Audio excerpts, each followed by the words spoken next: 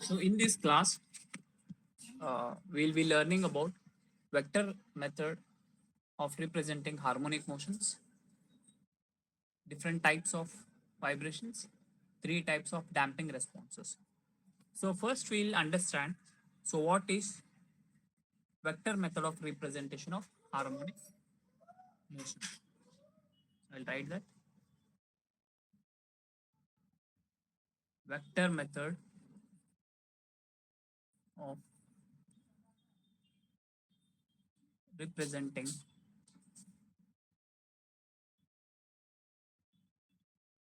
harmonic motions.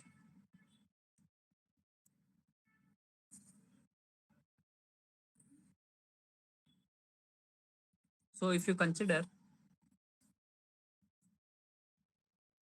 a spring mass damper system having mass m and stiffness k and damping c. So we are basically writing a displacement function as x is equal to a sine omega t. For this reason, so whatever from the mean position we are taking, so it is a sinusoidal function. So that is equal to a sine omega t, where a is the amplitude of vibration, omega is the circular frequency. So this is in terms of radian per second. So a is the rotating in a is the vector, so which is rotating in clockwise direction, and where t is the time. So if you differentiate this, if you differentiate this, so you'll get x dot. So that is equal to a omega cos omega t, or else you can write it as, so this is equal to a omega sine omega t plus pi by 2. You can write in this format. So similarly, again, if you differentiate this, so you'll get x double dot. So if you differentiate this, so you'll be getting a omega cos omega t. It will become sine omega t. We'll differentiate omega, so you'll get square. So cos to sine, it is a negative sign. So you can basically write it as a omega square sine omega t plus phi. So this is displacement equation. This is a velocity, and this is acceleration. So basically x, so whatever x we have written, so those are linear functions. So x is displacement, x dot is velocity, and x double dot is acceleration. Basically, if you write this thing for an angular system, so this is angular displacement torsional system, sorry. So this is angular displacement, so this is angular velocity. Similarly, so theta double dot is angular acceleration. So the same thing, so if you plot these harmonic motions in a vector form, so I'll erase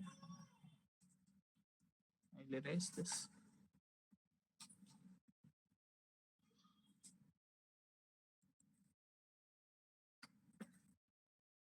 So erase all. Okay. So whatever equations we have obtained, so I'll write down here. So x is equal to a sine omega t. So this is displacement equation. So next x dot. So whatever velocity is there, so that we have derived it as a omega cos omega t is equal to A omega sine of omega t plus pi by 2. So similarly, x double dot is equal to a omega square. So here we have a negative sign. So this is sine omega t. This is equal to a omega square sine of omega t plus phi. So these are displacement, displacement, velocity, and acceleration equation. So we'll represent this in form of a representation. So, so y-axis, so x-axis, so this is abscissa, and this is ordinate. First, so whatever displacement is there, so that is x is equal to a sine omega t. So first we'll represent that. So it is having, so it is rotating. So this is a vector. So this is x vector. So which is having omega t. So the is rotating with an angle t, omega t. So this is, and its amplitude. So this whatever amplitude is there, so that is a. So this is a sine omega t. So similarly, so if you represent the other vector,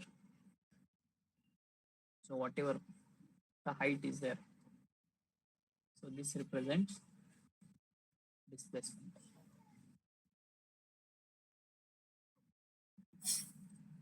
So similarly, so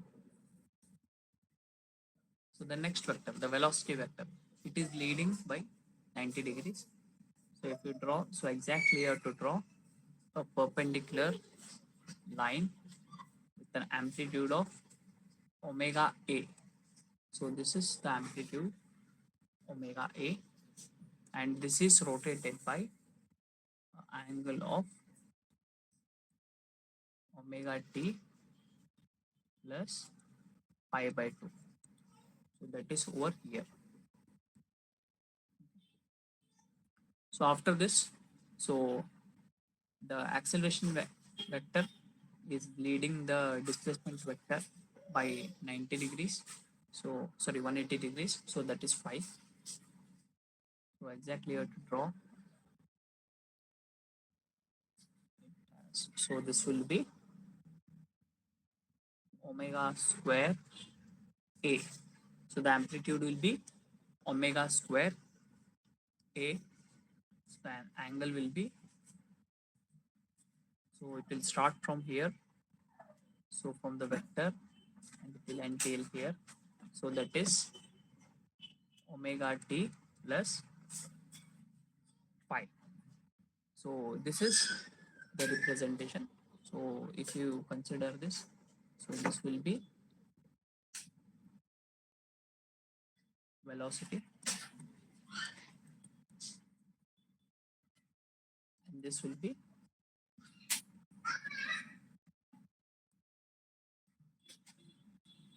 so and this will be,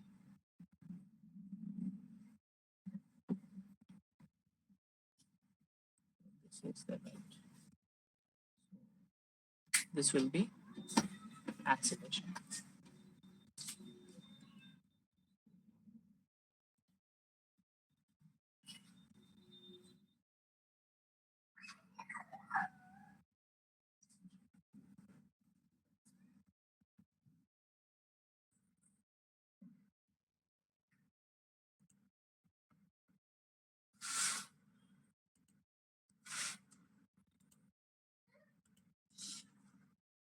So next we'll see uh,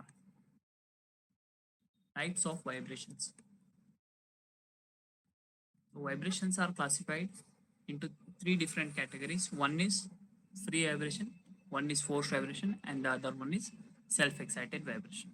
So in free vibration, so there is no force acting on the system, where Damping may or may not be present. But in a forced vibration, so there is an external force acting on the system. In self-excited vibration, it can be a periodic or a deterministic vibration. So first case, we'll consider a free and forced vibration. So this is the first kind of vibration, free and forced vibration. So in free vibration, so there is no force acting on the system. That is called as a free vibration or a natural vibration. So example, the best example for a free vibration system is a simple pendulum. And next, the forced vibration. So basically here we are applying a external force on the system. So the body is said to be under forced vibration. For example, machine tools, electric bells. So if I give an example, so if you consider a spring mass system. So from mean position, if you draw a response, so basically it will be a kind of a decay response, a decay kind of response. So this case we can consider it as a free vibration. So in a forced vibration system, the same spring mass system. So here we are applying a force. So that is F naught sine omega t. So the response will be form of a SHM.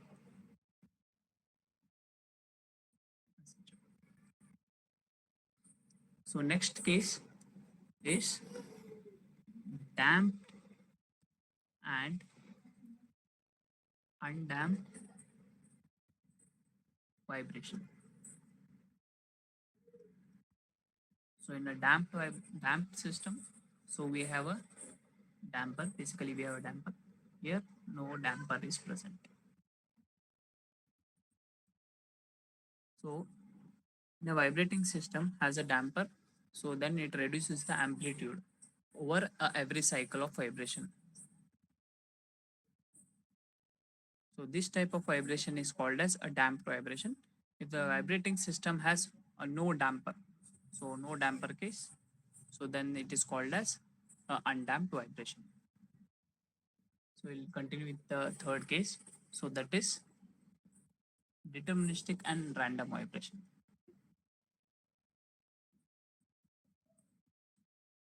Deterministic and random vibration. In deterministic vibration, the magnitude of excitation force is known. So such vibrations are called as deterministic vibration. The resulting vibrations are called as deterministic vibrations. If the magnitude of excitation force acting on a vibrating system is unknown, so such a kind of system is known as a non-deterministic system. So the resulting vibrations are called as a random vibrations. So next, fourth case. So that is longitudinal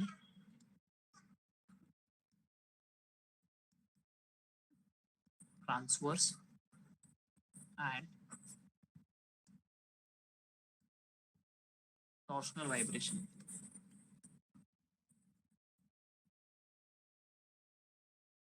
So in torsional vibration,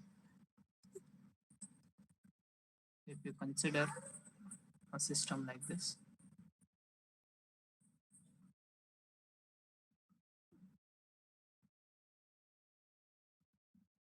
when the particles of the shaft or the disc will move parallel to the axis. So if this is the axis, this is the axis, the particles will move parallel to the axis. Then the vibration is known as, so this is parallel. So then the vibration is known as the longitudinal vibration. So next, the transverse vibration. the particles of the shaft or the disc which are moving perpendicular to the axis. So such kind of vibration is known as transverse vibration. So similarly,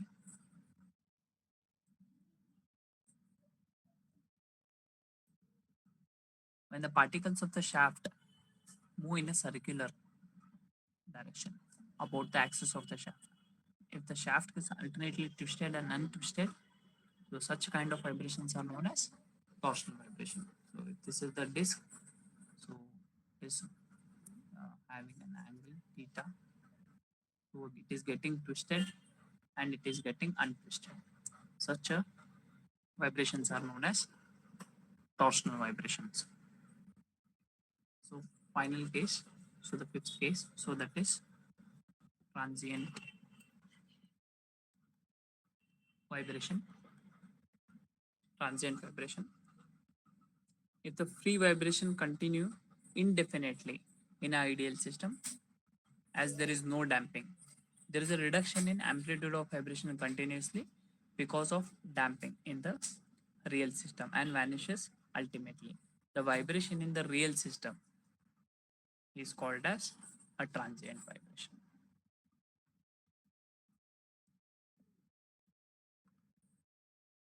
So next we'll see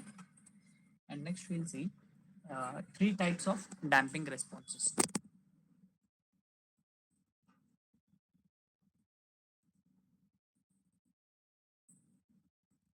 Three types of damping responses. So basically, for this case, we are considering different values of zeta.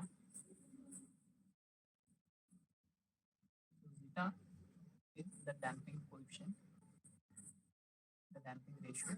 So that is the damping coefficient C divided by the critical damping. So that is C by Cc. So there are three different types of damping responses. So first one, zeta is less than 1 under damped case, zeta is equal to 1 critically damped case, so zeta greater than 1 or over damped case. So we'll draw responses for these three different cases.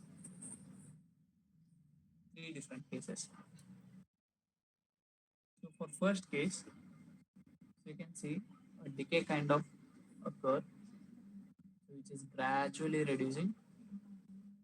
It is coming to 0. So this case, so zeta is less than 1. So this is a under damped case.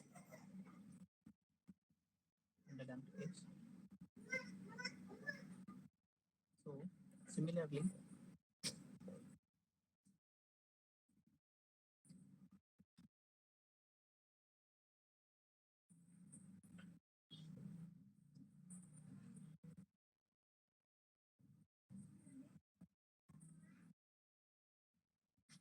so this is for zeta is equal to 1. So this is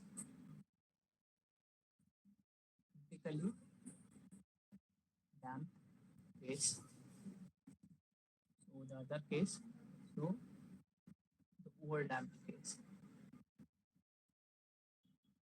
So here, so zeta is greater than 1. So this is over damped case. If we consider under damped case, the example is a vehicle moving on a hump. So for some time, so you can see the amplitude of the vehicle is higher during the initial passage of the hump. So later, after moving to a flat road, so basically we are seeing same response. So in a critically damped case, so the best example is a recoil of a gun. Recoil of a gun. For over damped case, so you can consider doors of a mall. Thank you.